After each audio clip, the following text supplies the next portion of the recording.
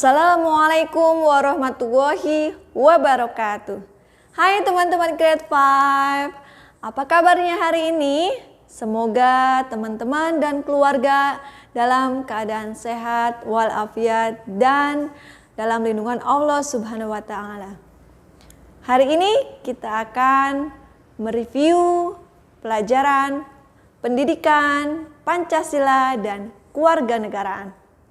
Sebelum kita memulai pembelajaran, marilah kita membaca basmalah dan doa sebelum belajar. Bismillahirrahmanirrahim. Rabbi zidni ilman warzuqni fahma waj'alni minas sholihin. Amin. Hari ini kita akan mereview kembali tentang bab 1 penerapan nilai-nilai Pancasila. Miss sudah memberikan kepada teman-teman 2 video. Yang pertama adalah tentang sejarah lahirnya Pancasila dan video kedua adalah tentang kedudukan Pancasila. Video yang pertama adalah tentang bagaimana terbentuknya Pancasila diawali masa penjajahan Jepang di Indonesia. Pada masa penjajahan Jepang di Indonesia, rakyat Indonesia mengalami penderitaan dan kemiskinan. Rakyat Indonesia dipaksa untuk bekerja tanpa diberi makanan yang layak dan tidak diberi upah. Oleh karena itu, di beberapa daerah melakukan perlawanan terhadap tentara Jepang. Ketika 2 kota besar di negara Jepang dibom atom oleh sekutu, maka Perdana Menteri Jepang Kuniaki Koiso berpikir bagaimana cara menarik hati rakyat Indonesia agar bisa membantu pemerintahan Jepang. Cara-cara yang dilakukan Jepang untuk menarik hati rakyat Indonesia, yang pertama, bendera merah putih diizinkan berkibar di kantor-kantor. Kedua, bahasa Indonesia dijadikan bahasa resmi. Ketiga, pemerintah Jepang menjanjikan kemerdekaan kepada rakyat Indonesia. BPUPKI dibentuk pada tanggal 29 April 1945. Dalam bahasa Jepang, BPUPKI disebut Dokuritsu Junbi Kosakai. Diketuai oleh Rajiman Wedyo Diningrat dan wakilnya Panji Suroso. Dalam merumuskan dasar negara Indonesia, BPUPKI mendengarkan beberapa pidato dari tokoh pergerakan nasional seperti Muhammad Yamin, Supomo, dan Soekarno. Selanjutnya, terbentuklah Panitia 9 yang dibentuk pada tanggal 1 Juni 1945, diketuai oleh Insinyur Soekarno. Tugasnya adalah mengolah usul dari konsep para anggota BPUPKI mengenai dasar negara Republik Indonesia. Berikut susunan Panitia 9.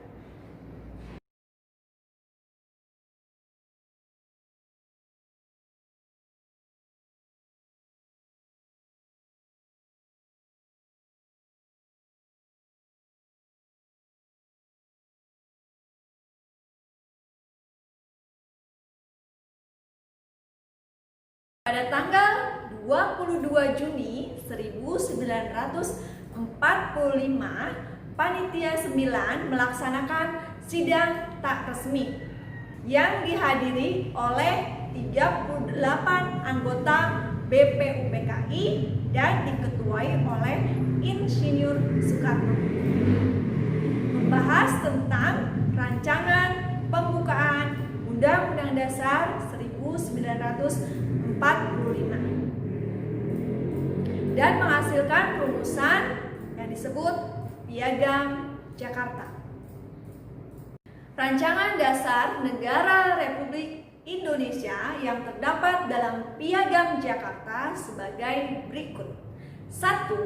Ketuhanan dengan menjalankan kewajiban syariat Islam bagi pemeluknya. 2. Kemanusiaan yang adil dan beradab. 3. Persatuan Indonesia. 4. Kerakyatan yang dipimpin oleh hikmat kebijaksanaan dalam permusyawaratan perwakilan. 5. Keadilan sosial bagi seluruh rakyat Indonesia. Sidang BPUPKI kedua, yaitu diselenggarakan pada tanggal 10 Juli sampai 17 Juli 1945, yaitu membahas tentang rumusan dasar negara untuk Indonesia setelah merdeka. Setelah BPUPKI dibubarkan, dibentuklah PPKI, Panitia Persiapan Kemerdekaan Indonesia. Dalam bahasa Jepang, PPKI disebut Dokuritsu Junbi Inkai. Tugasnya adalah mempersiapkan kemerdekaan Indonesia. Nah, itu adalah proses bagaimana terbentuknya Pancasila. Dan Pancasila hingga saat ini menjadi dasar negara Republik Indonesia. Yuk teman-teman, kita sama-sama bacakan Pancasila. Pancasila. 1. Ketuhanan yang Maha Esa. 2. Kemanusiaan yang adil dan beradab. 3. Persatuan Indonesia. 4.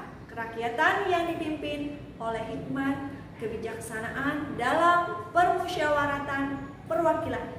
5. Keadilan sosial bagi seluruh rakyat Indonesia. Ada 3 kedudukan Pancasila dalam kehidupan bangsa Indonesia. Yang pertama adalah Pancasila sebagai dasar negara. Para tokoh dalam sidang BPUPKI menjadikan Pancasila sebagai dasar negara. Yang kedua adalah Pancasila sebagai cita-cita bangsa. Teman-teman masih ingat cita-cita bangsa Indonesia tercantum dalam pembukaan Undang-Undang Dasar 1945 alinea keempat, yaitu 1. Melindungi segenap bangsa Indonesia dan seluruh tumpah darah Indonesia. 2. Memajukan kesejahteraan umum. 3. Mencerdaskan kehidupan bangsa.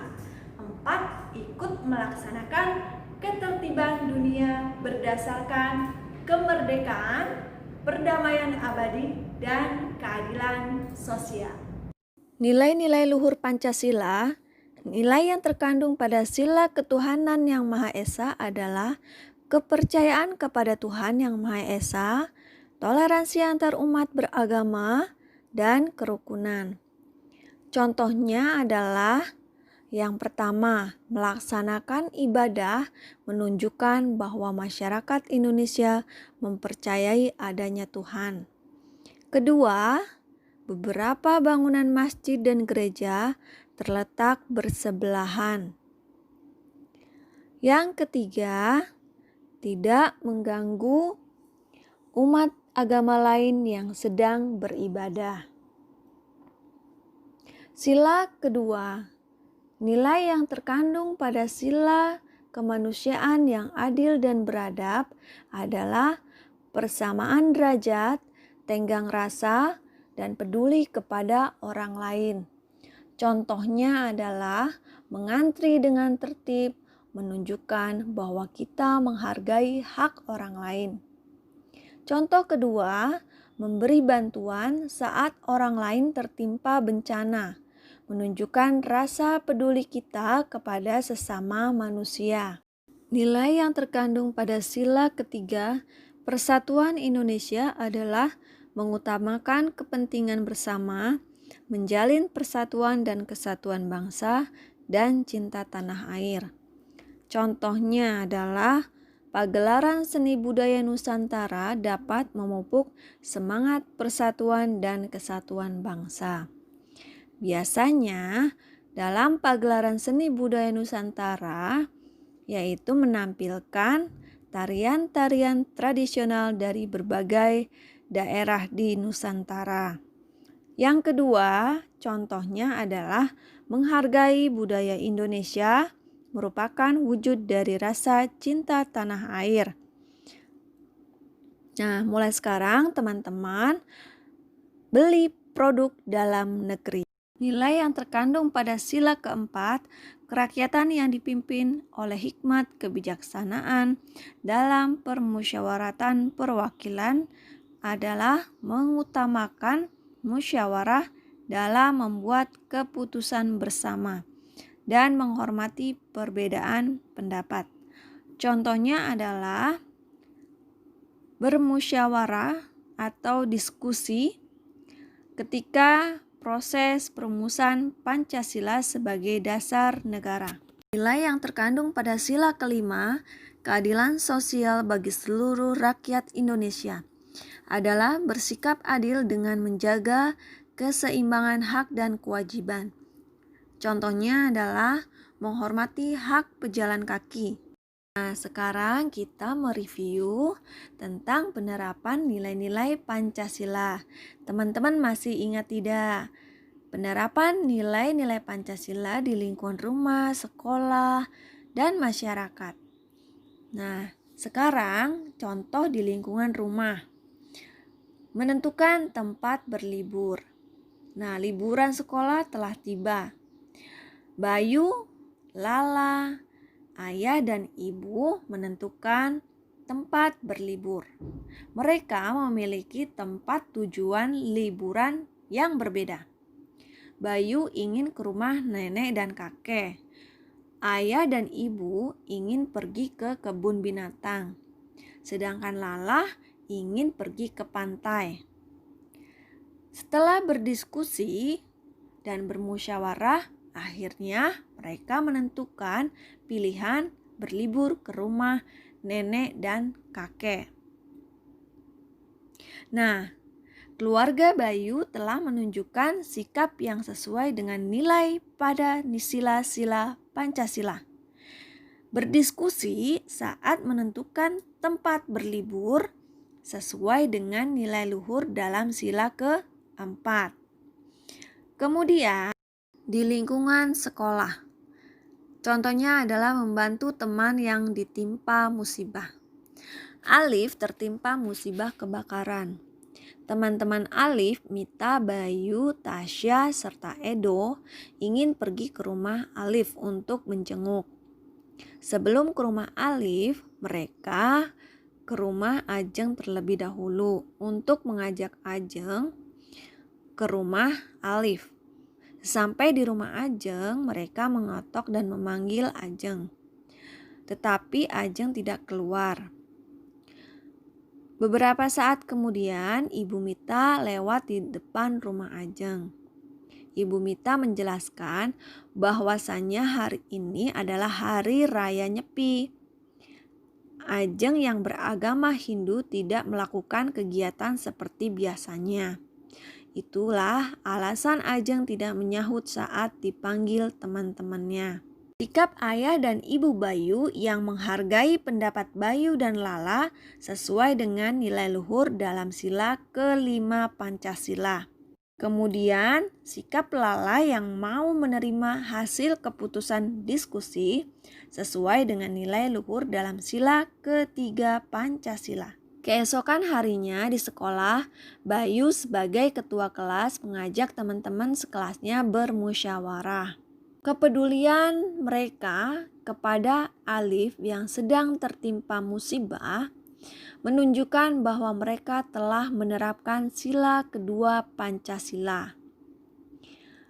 Kemudian mereka juga tetap menghormati Ajeng yang sedang melaksanakan ibadah dan menunda memberikan bantuan kepada Alif agar Ajeng bisa beribadah dengan baik. Toleransi yang mereka tunjukkan sesuai dengan nilai luhur dalam sila pertama Pancasila. Kemudian ajakan Bayu untuk berdiskusi saat menentukan jenis bantuan untuk Alif menunjukkan penerapan sila keempat Pancasila. Sikap Bayu yang memberikan kesempatan bagi semua siswa untuk mengajukan pendapat juga sesuai dengan nilai luhur dalam sila kelima Pancasila. Sikap Mita yang menerima hasil keputusan kelas tentang jenis bantuan yang diberikan juga sesuai dengan nilai luhur dalam sila ketiga Pancasila. Di lingkungan masyarakat, menghargai sesama pengguna kendaraan.